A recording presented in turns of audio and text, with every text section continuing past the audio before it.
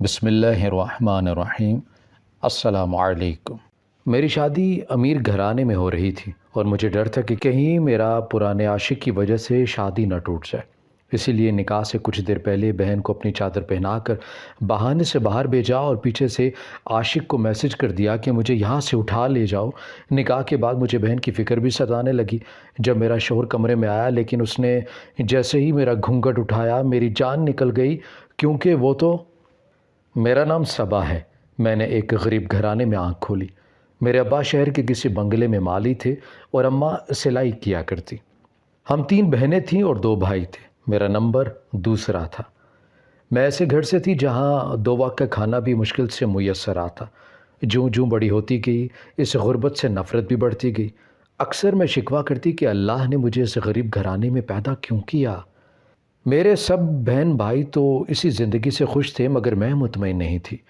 میرے خواب بہت بڑے تھے، اور ہوتے بھی کیوں نہ، میں تھی ہی اتنی خوبصورت۔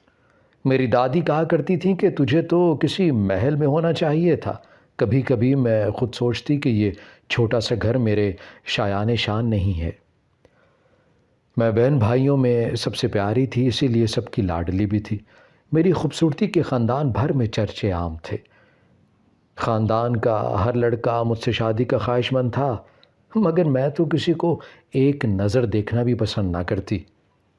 میں سہیلیوں کے ساتھ پڑھنے کے بہانے گھنٹوں گھر سے باہر آ کرتی۔ یوں بھی میں باقی 2 بہنوں کی نسبت نازک مزاج بھی تھی۔ میں اسکول میں بھی غریب لڑکیوں کو منہ نہ لگاتی۔ میری دوستی بھی امیر گھرانے کی لڑکیوں سے تھی۔ میں ان کے آگے پیچھے پھرتی اور ان کی طرح اٹھنے بیٹھنے کی کوشش کیا کرتی۔ گھر میں کسی بھی کام کو ہاتھ نہ لگاتی، بلکہ سارا کا سارا وقت سجنے سورنے میں لگا دیتی۔ میرے برعکس میری 2 بہنیں کافی شاکر تھیں۔ یوں ہی وقت چلتا گیا۔ میں ہر وقت بس یہی سوچتی رہتی کہ کاش میں بھی امیر ہوتی، میرے پاس بھی ڈھیر ساری دولت ہوتی، میں گاڑیوں میں سفر کرتی، میرے آگے پیچھے بھی نوکروں کی لائن لگی ہوتی۔ میں روز نیا سے نیا طریقہ سوچتی کہ کیسے میں راتوں رات امیر ہو جاؤں تاکہ اس ڈربے جیسے گھر سے چھٹکارا حاصل کر سکوں، مگر ہر بار مجھے ناکامی کا سامنا کرنا پڑتا۔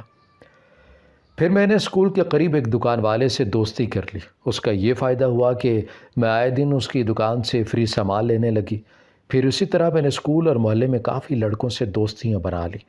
ہر ایک سے جھوٹی محبت کے دعوے کرتی۔ ہر روز میں اسکول میں چھٹی کر کے کسی نہ کسی لڑکے کے ساتھ گھومتی اور پھر ان سے نئی نئی فرمائشیں کیا کرتی۔ میں وہ ساری چیزیں چھپا دیتی، اس لیے گھر میں کسی کو شک بھی نہیں ہوتا۔ مطلب پورا کرنے کے بعد میں ان لڑکوں کو چھوڑ دیا کرتی۔ ایک بار ایک لڑکا کچھ زیادہ ہی سیریس ہو گیا تھا، مگر میں نے اسے دھمکی دی کہ وہ میرا پیچھا چھوڑ دے ورنہ گلی میں وہ شور مچا دے گی۔ سب ٹھیک ٹھاک جا رہا تھا، مگر اب مجھے کوئی بڑا ہاتھ مارنا تھا۔ کچھ ایسا کرنا تھا کہ میری ان 2 ٹکے کے غریب عاشقوں سے جان چھوٹتی۔ یہ ان دنوں کی بات ہے جب میں نے میٹرک کے امتحان کے بعد ضد کر کے کالج میں داخلہ لے لیا۔ کالج کی رنگین دنیا نے میرے خوابوں کو کچھ اور ہی بڑھا دیا تھا۔ اب مجھے ایسا کچھ کرنا تھا کہ دولت کا انبار میرے ہاتھ لگ جائے۔ میری اکثر سہیلیاں بھی یوں ہی کرتی تھی۔ ان کی دیکھا دیکھی میں بھی سوچنے لگی کہ کسی امیر لڑکے سے دوستی کرنی چاہیے، اور پھر قدرت نے مجھے ایک سنہری موقع فراہم بھی کر دیا۔ میں ایک دن کالج سے گھر آئی تو مجھے میری چھوٹی بہن نے کہا کہ ہمارے محلے میں ایک لڑکا کرائے پر آیا ہے اور کافی خوبصورت بھی ہے، مگر میں نے اس کی باتوں پر دھیان نہیں دیا کہ اس غریب سے محلے میں کسی امیر نے تھوڑی نہ آنا ہے۔ شام کو میں چھت پر گئی تو میری نظر ساتھ والے گھر کی چھت پر پڑی، جہاں ایک لڑکا کھڑا فون پر کسی سے بات کر رہا تھا۔ دکھنے میں تو وہ ایک امیر گھر کا چشم و چراغ لگتا تھا اور خوبصورت بھی تھا۔ میرے دماغ نے کام کرنا شروع کیا۔ میں نے سوچا کہ اگر میں اس لڑکے سے دوستی کر لوں تو مال ہاتھ آ جائے گا۔ میں انہی سوچوں میں گم تھی کہ نیچے سے اماں کی آواز آئی۔ میں سیڑھیاں اتر رہی تھی کہ مجھے محسوس ہوا کہ وہ بھی میری طرف ہی دیکھ رہا ہے، اور پھر یہ سلسلہ چل نکلا۔ میں بھی روز رات کو بہانے سے چھت پر چڑھ جاتی اور وہ لڑکا بھی چھت پر موجود ہوتا۔ وہ مجھے دیکھ کر مسکراتا اور میں بھی مسکراتی، لیکن ابھی تک ہم دونوں میں کوئی باقاعدہ بات نہیں ہوئی تھی۔ ایک دن میں نے کالج سے چھٹی کر لی۔ 10 بجے جب میں گھر سے باہر آئی تو اماں کپڑے دھو رہی تھی۔ اماں مجھے دیکھ کر بولی کہ صبا بیٹا ناشتہ کر لو تو کپڑے چھت پر ڈال آنا، میری کمر میں درد ہے۔ یہ سن کر میں بالٹی لے کر اوپر چلی آئی۔ آس پاس کی چھتوں پر پتنگ بازی ہو رہی تھی۔ اچانک ایک پتنگ ہماری چھت پر رسی کے ساتھ اٹک گئی۔ میں جب پتنگ چھڑانے اٹھی تو اس پر ایک فون نمبر لکھا ہوا تھا۔ میں نے سامنے دیکھا تو وہی کرایہ دار لڑکا تھا۔ اس نے اپنا نمبر اور نام لکھ کر بھیجا تھا، جس کا مطلب تھا کہ جان بوجھ کر پتنگ یہاں پھینکی گئی ہے۔ میں نے ادھر ادھر دیکھا تو کوئی نظر نہ آیا۔ تجسس کے مارے میں نے نمبر نوٹ کر لیا اور پتنگ پھاڑ دی۔ نیچے آ کر میرا دل زور زور سے دھڑکنے لگا، کیونکہ ایسا پہلی بار ہوا تھا۔ اس سے پہلے کسی سے فون پر بات نہیں کی تھی میں نے اماں سے ان کا موبائل مانگا کہ سہیلی سے بات کر کے ٹیسٹ پوچھنا ہے، اور کمرے میں آ کر دروازہ بند کر لیا اور شہزاد سے بات کرنے لگی۔ میں جو ہر وقت بیزار رہتی تھی اب خوش نظر آنے لگی تھی۔ وہ جب میری تعریف کرتا تو میں خود کو ہواؤں میں اڑتا محسوس کرتی۔ آہستہ آہستہ میری توجہ پڑھائی سے ہٹ گئی۔ میں سارا دن رات کا انتظار کرتی کہ کب اس کی کال آئے گی۔ ایک دن یوں ہی باتوں باتوں میں اس نے ملنے کی خواہش ظاہر کی۔ میں پہلے تھوڑا ہچکچائی، لیکن اس کے اصرار پر مان گئی۔ طے یہ پایا کہ وہ مجھے کالج کے نزدیک سے پک کرے گا اور ہم شہر کے کسی پارک میں ملیں گے۔ صبح میں معمول سے جلدی اٹھ گئی اور خوب دل لگا کر تیار ہونے لگی۔ اماں اور بہنوں کے استفسار پر کالج میں فنکشن کا بہانہ کر دیا اور ساتھ دیر سے آنے کا بھی کہہ دیا۔ اماں کچھ کہنا چاہتی تھی مگر پھر کہیں میرا موڈ نہ بگڑ جائے، اس لیے وہ چپ رہی۔ میں تیار ہو کر کالج جانے کے بجائے اس سے ملنے چلی گئی۔ شہزاد نے مجھے ایک موبائل اور کچھ تحفے دیے۔ بہت سا وقت ساتھ گزارنے کے بعد اس نے مجھے دوبارہ کالج کی سڑک پر چھوڑ دیا۔ چونکہ چھٹی ہونے والی تھی لہٰذا میں گھر کو چل پڑی۔ گھر آ کر تمام چیزیں اپنی الماری میں رکھیں اور تالا لگا دیا۔ رات کو جب سب سو گئے تو احتیاط سے موبائل نکالا، آن کیا تو سم پہلے سے موجود تھی۔ میں نے شہزاد کو میسج کیا تو اس کی کال آ گئی۔ موبائل کی وجہ سے پہلے کی نسبت ہم زیادہ بات کرنے لگے۔ وہ مجھے نہایت مہنگے تحفے دیا کرتا۔ مجھے اس سے سوائے پیسوں کی کوئی مطلب بھی نہیں تھا۔ انہی دنوں باجی کی شادی ماموں کے بیٹے سے طے ہو گئی، جو کریانے کی دکان چلایا کرتا تھا۔ مہینے کے اندر ہی باجی کی سادگی سے شادی ہو گئی۔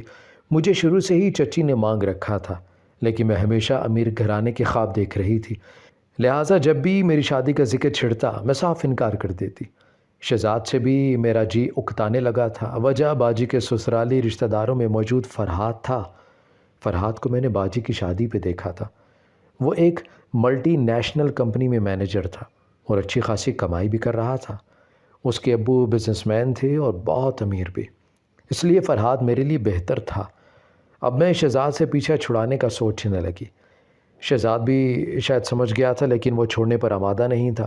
جتنا اس نے مجھ پر خرچ کیا تھا وہ مجھ سے شادی کا خواہش مند تھا، لیکن میں ٹال مٹول سے کام لینے لگی اور بہانے بہانے باجی کی طرف رات گزارنے چلی جاتی تاکہ فرحات پر ڈورے ڈال سکوں۔ جان بوجھ کر جب بھی فرحات باجی کی طرف آتا میں بھی پہنچ جاتی اور اس کے ارد گرد منڈلانے لگتی۔ فرحات بھی سمجھ چکا تھا کہ میں اس میں دلچسپی لے رہی ہوں۔ ادھر شہزاد سے بھی میرے مراسم چل رہے تھے، لیکن اب فرحات کی وجہ سے میں نے اس سے بات چیت کم کر دی تھی۔ فرحات ایک اچھا لڑکا تھا، اس لیے باجی بھی یہی چاہتی تھی کہ میری شادی فرحات سے ہو جائے، اسی لیے انہوں نے اپنے طور پر کوششیں شروع کر دیں۔ بہت جلد فرحات کے گھر والے رشتہ لے کر ہمارے گھر آ گئے۔ میرے ابو چاہتے تھے کہ چچا کی طرف سے شادی ہو جائے، مگر میری ضد کے آگے انہوں نے ہار مان لی اور فرحات کا رشتہ قبول کر لیا۔ اب شادی تو میری اس امیر گھرانے میں طے ہو گئی، مگر مجھے اب شہزاد کی ٹینشن تھی کہ اسے معلوم ہو گیا تو وہ کوئی ہنگامہ نہ مچا دے۔ محلے میں ہی رہتا تھا، خبر تو لازمی جانی تھی۔ میں نے بہت کوشش کی کہ اسے پتہ نہ چل سکے، مگر ایک دن اسے پتہ چل گیا۔ اس نے فون کیا تو کافی غصے میں تھا۔ کہنے لگا کہ میں نے سنا ہے کہ کسی امیر گھرانے میں تمہاری شادی ہو رہی ہے۔ میں نے جھوٹ بول دیا کہ میری چھوٹی بہن کا رشتہ طے ہوا ہے، میری شادی طے نہیں ہوئی۔ یہ سن کر اسے اطمینان حاصل ہوا۔ کہنے لگا کہ میں تم سے سچ مچ شادی کرنا چاہتا ہوں۔ اگر تم نے کسی اور کا سوچا تو تمہارے گھر آ کر سب کچھ سچ بتا دوں گا۔ میں نے بڑی مشکل سے جان چھڑا کر فون بند کیا اور سوچنے لگی کہ اب اسے پیچھا چھڑوانا پڑے گا، یہ نہ ہو کہ کسی دن گھر آ کر میرا پول کھول دے۔ یوں میری شادی کے دن قریب آتے گئے۔ میرے دل میں خوف بھی بڑھنے لگا کہ اگر اسے پتہ چل گیا تو کیا ہوگا۔ اس کی دی گئی دھمکی سے مجھے خوف بھی محسوس ہوتا۔ میں نے گھر سے نکلنا بند کر دیا۔ ایک دن فرحات اپنی بہن کے ساتھ ہمارے گھر آیا تاکہ مجھے شاپنگ پر لے جا سکے۔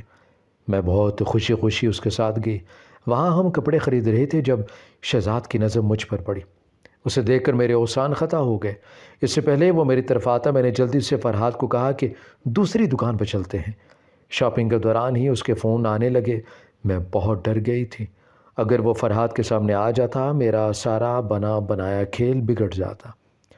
گھر آتے ہی میں نے سوچ لیا تھا کہ اسے کیا جواب دینا ہے۔ گھر جا کر میں نے اسے فون کیا تو وہ مجھ سے لڑنے لگا کہ میں اسے دھوکہ دے رہی ہوں۔ میں نے اسے سمجھایا اور کہا کہ فرحاد کی شادی میری بہن سے ہو رہی ہے اور میں اپنی بہن کی شادی کی شاپنگ کے لیے گئی تھی، کیونکہ ہمارے خاندان میں دلہن اور دلہا شادی سے پہلے نہیں ملتے۔ اسے ایک بار پھر میں نے مطمئن کر دیا، لیکن میں اندر سے ڈر گئی تھی اور میں سوچنے لگی تھی کہ اب اسے پیچھا کیسے چھڑواؤں۔ گھر میں آ کر کسی کو پتہ چل جاتا تو میری شامت آ جاتی۔ میری امی ابو غریب تھے لیکن غیرت مند تھے، وہ مجھے جان سے مار دیتے۔ جیسے جیسے میری شادی کے دن نزدیک آتے گئے ویسے ویسے میری پریشانی بڑھتی گئی۔ اسی دوران میں نے شہزاد سے فون پر رابطہ ختم کر دیا۔ وہ مجھے روز کال کرتا مگر میں بات نہیں کرتی۔ آخر میری شادی کا دن آن پہنچا۔ مجھے ٹینشن ہو رہی تھی کہ اس کی وجہ سے میری شادی نہ ٹوٹ جائے، کہیں وہ آ کر سب کو بتا نہ دے۔ اس کی دھمکی اگر سچ ثابت ہوئی تو نہ صرف میری شادی ٹوٹ جاتی بلکہ میں رسوا بھی ہو جاتی۔ آخر میں نے ایک پلان سوچا اور نکاح سے پہلے اس کو میسج کیا کہ میرے گھر والے میری بہن کے ساتھ میری شادی بھی کر رہے ہیں۔ وہ پڑھ کر پریشان ہو گیا، کہنے لگا کہ تم انکار کر دو۔ میں نے اسے جوابی میسج کیا کہ نہیں، ہم بھاگ جائیں گے، تم مجھے آ کر لے جاؤ۔ وہ مان گیا اور کہنے لگا کہ ٹھیک ہے میں آتا ہوں۔ اس کو میسج کرنے کے بعد میں نے اپنی بہن کو کہا کہ یہ میری چادر لو اور گھر کی پچھلی سائڈ پر چلی جاؤ۔ وہ حیران ہوئی کہ میں کیوں جاؤں وہاں پر۔ میں نے اس کے آگے ہاتھ جوڑ دیے کہ آج مجھے بچا لو، صرف تم ہی مجھے بچا سکتی ہو۔ میری بہن کو میں نے سب بتا کر کہا کہ وہ میری مدد کرے۔ پہلے تو اس نے غصہ کیا مجھ پر اور پھر مدد کرنے سے انکار کر دیا۔ میں اس کے قدموں میں گر گئی اور اپنی مدد کے لیے آمادہ کر لیا۔ آخر اس کا دل نرم پڑ گیا۔ میں نے اسے کہا کہ وہ میری چادر سے چہرہ چھپا کر شہزاد کے ساتھ چلی جائے، پھر جیسے ہی میرا نکاح اور رخصتی ہو جائے وہ واپس آ جائے۔ میں نے سوچا کہ ایک بار میری شادی ہو جائے گی تو وہ میرا کچھ نہیں بگاڑ سکے گا۔ ویسے بھی میں نے بیاہ کر یہاں سے چلے جانا تھا، اتنی دور کہ وہ میرے پیچھے بھی نہیں آ سکے گا اور نہ ہی مجھے ڈھونڈ سکے گا۔ میری بہن کو مجھ پر ترس آ گیا۔ اس نے میری چادر سر پر لی اور چہرہ چھپا کے کمرے سے باہر چلی گئی۔ میں نے شہزاد کو کہہ دیا تھا کہ وہ بھی گھر کی پچھلی طرف آ جائے۔ مہمان آ چکے تھے، اس لیے میں نہیں چاہتی تھی کہ سامنے کے دروازے سے جا کر کوئی تماشا بنے۔ میں نے اپنے لحاظ سے مکمل پلان بنا لیا تھا۔ میری بہن کو کمرے سے گئے کافی دیر ہو گئی تھی۔ اب تو مجھے پریشانی ہو رہی تھی۔ کچھ دیر بعد باہر سے شور کی آواز سنائی دی، لگتا ہے کہ بارات آ گئی تھی۔ ایک گھنٹے بعد میرے کمرے میں مولوی صاحب اور میرے گھر والے آئے۔ میرا نکاح ہو گیا اور میری رخصتی ہو گئی۔ میں نے گھونگھٹ نکالا ہوا تھا۔ نکاح کے بعد سے مجھے میری بہن نظر نہیں آئی تھی، جانے وہ کہاں تھی۔ اب مجھے اس کی بھی فکر ہونے لگی، وہ واپس بھی آئی تھی یا نہیں۔ مجھے نکاح کے بعد سے سب گھر والوں کا رویہ بہت عجیب لگ رہا تھا۔ میرے ابو فوراً باہر چلے گئے تھے اور امی بھی پتہ نہیں کہاں تھی۔ خیر میں نے زیادہ نہ سوچا اور اپنے شوہر کے گھر آ گئی۔ میں اپنے شوہر کا انتظار کرتے ہوئے اپنی بہن کے بارے میں سوچ رہی تھی کہ کہیں شہزاد نے اس کو نقصان نہ پہنچا دیا ہو۔ کچھ دیر بعد کمرے کے دروازے پر دستک ہوئی اور میرا شوہر کمرے میں داخل ہوا اور میرے سامنے بیٹھ گیا۔ جیسے ہی اس نے میرا گھونگھٹ اٹھایا تو اسے دیکھ کر میری جان نکل گئی۔ میں چیختے ہوئے کھڑی ہو گئی۔ میرے سامنے جو میرا دلہا تھا وہ تو فرحاد نہیں تھا اور نہ ہی شہزاد، وہ کوئی اور ہی شخص تھا۔ میں ڈرتے ہوئے پیچھے ہٹنے لگی اور چیخ کر پوچھنے لگی کہ تم کون ہو؟ وہ مجھے چیختے ہوئے دیکھ کر ڈر گیا اور کہنے لگا کہ میں تمہارا دلہا ہوں اور تم میری دلہن ہو، تم صبا ہو نا۔ اس کے بولنے کے انداز سے مجھے شک ہوا کہ وہ ایب نارمل ہے۔ میں کسی طرح مان ہی نہیں سکتی تھی کہ میری شادی ایک ذہنی طور پر خراب شخص کے ساتھ ہو گئی ہے، پر اسے میرا نام کیسے معلوم تھا؟ میں نے اس سے پوچھا کہ تم میرے دلہے کیسے ہو سکتے ہو؟ فرحاد کدھر ہے؟ وہ چپ ہو گیا، پھر تالیاں بجاتے ہوئے کہنے لگا کہ دلہا بھاگ گیا دلہا بھاگ گیا، تم گندی دلہن تھی، دلہا تو بھاگ گیا۔ میں نے اسے دھکا دے کر پیچھے کیا اور کمرے سے باہر آ گئی۔ یہ وہ گھر نہیں تھا جہاں فرحاد رہتا تھا، گھر بھی کوئی اور تھا۔ تو کیا یہ واقعی میری شادی فرحاد کے بجائے کسی اور سے ہو گئی تھی؟ میرا دماغ پاگل ہونے والا تھا۔ میں چکرا کر ادھر ادھر دیکھنے لگی، کوئی بھی نظر نہیں آ رہا تھا۔ میں نے سارے کمرے دیکھ لیے مگر اتنے بڑے گھر میں وہ صرف اکیلا ہی تھا۔ یہ بات مجھے حیرت زدہ کر رہی تھی۔ میں نے چلا کر پوچھا کہ کوئی ہے؟ میرے چلانے پر باورچی خانے سے ایک عورت باہر نکل آئی۔ وہ اس گھر کی ملازمہ تھی۔ میں نے پوچھا کہ میں یہاں اس گھر میں کیسے آئی ہوں، میرے کمرے میں کون ہے؟ وہ ملازمہ کہنے لگی، بی بی جی آپ چھوٹے صاحب کی بیوی ہیں، ابھی تھوڑی دیر پہلے ہی تو آپ کی ان سے شادی ہوئی ہے، میں خود آپ کی شادی میں موجود تھی۔ میں رونے والی ہو گئی تھی، یہ سب کیا ہو رہا تھا مجھے کچھ سمجھ نہیں آ رہی تھی۔ میری شادی تو فرحات سے ہو رہی تھی، تو پھر یہ کون درمیان میں آ گیا جس سے میرا نکاح پڑھوا دیا گیا؟ میں جتنا سوچتی اتنا ہی الجھ جاتی۔ اگر فرحات سے نہیں ہوئی تھی تو شہزاد سے ہو جاتی۔ یہ کون تھا جس کو میں نے پہلے کبھی نہیں دیکھا؟ میں نے گھر سے باہر جانے کی کوشش کی مگر دروازے کو تالا لگا ہوا تھا، ایسے لگ رہا تھا جیسے مجھے کسی نے اغوا کر لیا ہو۔ ملازمہ کہنے لگی، بی بی چھوٹے صاحب کی بڑی بہن نے کہا تھا آپ یہاں سے کہیں نہیں جا سکتی۔ اچانک مجھے خیال آیا اور اپنے گھر فون کیا۔ میری امی نے فون اٹھایا اور مجھے کہا کہ تم ہمارے لیے مر گئی ہو، آج کے بعد مجھے فون نہ کرنا، جتنی بے عزتی تم نے ہماری کروانی تھی کروا دی، اب کیا کسر رہ گئی ہے جو فون کیا ہے، خبردار آج کے بعد تم نے ہم سے رابطہ کیا۔ میں یہ سن کر ہکا بکا رہ گئی۔ امی کی باتوں سے تو یہ لگ رہا تھا جیسے انہیں میری اصلیت پتہ چل گئی ہے، مگر میں حیران تھی کہ بازی کیسے پلٹ گئی۔ میں نے بہت ہوشیاری سے سارا پلان بنایا تھا۔ میں نے باری باری شہزاد اور فرحات کو کال ملائی مگر دونوں نے ہی میری کال کو کاٹ دیا۔ بڑی باجی کو فون کیا تو وہ مجھ پر چیخنے لگی، تم نے میرے سسرال میں میری ناک کٹوا دی ہے، سب لوگ مجھے باتیں سنا رہے ہیں، انہوں نے بھی مجھے سنا کر فون بند کر دیا اور اپنے سارے تعلق مجھ سے توڑ لیے۔ اب تو میرے حواس ساتھ چھوڑنے لگے کہ میرے ساتھ کیا ہو گیا ہے۔ سب سے بڑی بات یہ ہوئی تھی کہ میری شادی ایک پاگل شخص کے ساتھ ہو گئی تھی۔ میں کمرے میں گئی تو وہ صبا صبا کہہ کر خوش ہونے لگا۔ میں نے اسے خود سے دور کیا تو اس پاگل شخص نے مجھ پر حملہ کر دیا۔ میں بھاگ کر دوسرے کمرے میں جا کر بند ہو گئی۔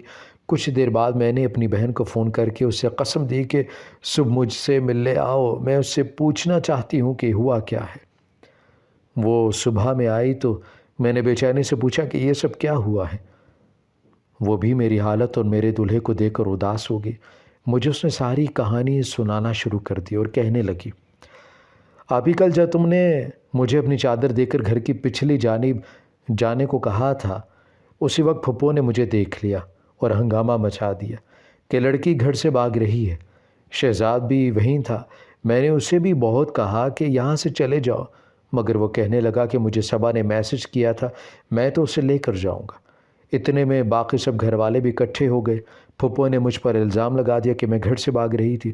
میں نے تمہاری عزت بچانے کی خاطر کہہ دیا کہ ہاں میں گھر سے بھاگ رہی تھی، مگر شہزاد نے شور مچا دیا اور کہنے لگا میں اس کو نہیں جانتا، میں تو صبا کو لینے آیا ہوں۔ فرحات بھائی بھی وہاں تھے، انہوں نے شہزاد کو مارنا شروع کر دیا۔ شہزاد نے اپنے موبائل سے سارے ثبوت سب گھر والوں کو دکھا دیے۔ تمہارے میسیجز اور تم دونوں کی تصویریں دیکھ کر سب کو یقین آ گیا۔ شہزاد کو تو سب نے مار کر نکال دیا۔ فرحات بھائی نے تم سے نکاح کرنے سے انکار کر دیا اور وہ بارات واپس لے کر چلے گئے۔ ابو کی طبیعت خراب ہونے لگی تو ابو کی ایک دور کی کزن نے اپنے پاگل بھائی کا رشتہ پیش کر دیا۔ چونکہ عزت کا سوال تھا اس لیے ابو نے اس سے تمہارا نکاح کر کے تمہیں رخصت کر دیا۔ وہ کہہ رہے تھے کہ اب تم سب کے لیے مر گئی ہو، تم نے بہت برا کیا ہے، ہمیں منہ دکھانے کے لائق نہیں چھوڑا آپ ہی، تمہاری دولت کی لالچ نے ہمیں رسوا کر دیا ہے۔ میری بہن سسک کر رونے لگی اور میں تو کچھ بولنے کے قابل بھی نہیں تھی۔ اتنا کچھ ہو گیا تھا اور مجھے پتہ بھی نہیں تھا۔ مجھے احساس ہونے لگا تھا کہ واقعی میں نے اپنے لالچ اور بے وقوفی کی وجہ سے کتنے دل توڑ دیے۔ قسمت نے مجھے نہ پھر شہزاد کے قابل چھوڑا اور نہ ہی فرحات کے۔ یہ میرے لالچ اور دھوکے کی سزا تھی کہ میری شادی ایک ایب نارمل شخص سے کروا دی گئی۔ وہ عمر میں مجھ سے 3 سال بڑا تھا لیکن اس کا دماغ بچوں جیسا تھا۔ لیکن اس سارے عرصے میں ایک بات جو مجھے کھٹک رہی تھی وہ یہ کہ میرا شوہر پاگل تھا، مگر جانے اسے میرا نام کیسے معلوم تھا۔ میرے شوہر کی بہن اگلی صبح آئی اور مجھے دیکھ کر کہنے لگی کہ پہچانا یہ جو آج تمہارا شوہر ہے یہ کون ہے بھلا؟ میں نے اپنے شوہر کی طرف غور سے دیکھا تو لگا کہ جیسے میں نے اس کو پہلے کہیں دیکھا ہو، مگر مجھے یاد نہیں آیا۔ تو میری نند کہنے لگی یہ میرا بھائی احمد ہے جو آج سے 4 سال پہلے تمہارے پیچھے پاگلوں کی طرح پھرا کرتا تھا، تم نے اسے بھی اپنے عشق کے جال میں پھنسا رکھا تھا، پھر جب تم نے اسے دھوکہ دیا تو اسے برداشت نہیں ہوا، اور اس کا یہ حال ہو گیا ہے، اور تمہیں آج بھی یاد نہیں کہ یہ کون ہے؟ مجھے یاد آ گیا ہے، یہ تب کی بات تھی جب میں میٹرک میں پڑھا کرتی تھی۔ میری نان نے نفرت سے کہا، شکر کرو میں نے تمہاری شادی اپنے بھائی سے کروا دی ہے، ورنہ پورے محلے کے لڑکوں نے گواہی دی تھی کہ تم ایک بد کردار لڑکی ہو۔ تمہارا باپ مرنے والا ہو گیا تھا تو میں نے ترس کھا کر اپنے بھائی کی شادی تم سے کروا دی اور اس کی عزت بھی بچا لی۔ اب تم میرے بھائی کے ساتھ ہی رہو گی، اگر اسے چھوڑ کر گئی تو میں تمہیں منہ دکھانے کے لائق نہیں چھوڑوں گی۔ اسے اس حال میں بھی تم نے ہی پہنچایا تھا، اب اسے ٹھیک بھی تم ہی کرو گی۔ میں رونے لگی، میری تقدیر میں یوں ذلیل ہونا لکھا تھا۔ مجھے دکھ بھی ہوا کہ میری وجہ سے ایک جوان لڑکا پاگل ہو گیا تھا۔ میں نے احمد کو اپنی قسمت سمجھ کر قبول کر لیا اور آئندہ کے لیے توبہ کر لی۔ اب مجھے اچھی لڑکی بن کر رہنا ہے۔ مجھے اچھا گھر اور دولت تو مل گئی تھی، مگر ذلت کے ساتھ ملی تھی، عزت گوا کر ملی تھی۔ مجھے اب شدت سے احساس ہوتا تھا کہ میں کتنی غلطی پر تھی۔ میری چھوٹی بہن کی شادی کچھ عرصے بعد فرحات سے ہو گئی اور وہ بہت خوش تھی۔ اسے بنا مانگے سب کچھ مل گیا تھا اور میں سازشیں کر کے بھی ہار گئی تھی۔ میں اب روز اپنے گھر جاتی ہوں، امی ابو مجھے معاف کر دیں، انہوں نے ابھی تک مجھے معاف نہیں کیا، لیکن مجھے امید ہے کہ وہ میرے ماں باپ ہیں، کب تک ناراض رہیں گے؟ جب وہ دیکھیں گے کہ میں بدل گئی ہوں تو مجھے معاف کر دیں گے۔ میں اپنی کہانی سے یہی سبق دینا چاہتی ہوں کہ لڑکیوں کی عزت بڑی نازک ہوتی ہے، اسے وقتی آرام اور آسائش کے عوض گروی نہیں رکھنا چاہیے، ورنہ معاشرہ جینے نہیں دیتا۔ میری اب یہی کوشش ہے کہ میرا شوہر ٹھیک ہو جائے تاکہ میں اس سے معافی مانگ لوں۔ وہ مجھے معاف کر دے گا تو اللہ بھی مجھے معاف کر دے گا۔ ہماری ویڈیو اگر آپ کو پسند آئی ہے تو ضرور لائک کیجیے، اپنی رائے دینا چاہیں تو کمنٹس کیجیے، اچھی لگے تو شیئر کیجیے۔ اس کے ساتھ ساتھ اگر آپ نے ہمارا چینل سبسکرائب نہیں کیا تو ضرور کیجیے اور بیل آئیکن پر لازمی کلک کیجیے تاکہ ہماری ہر آنے والی ویڈیو آپ تک بر وقت پہنچ سکے۔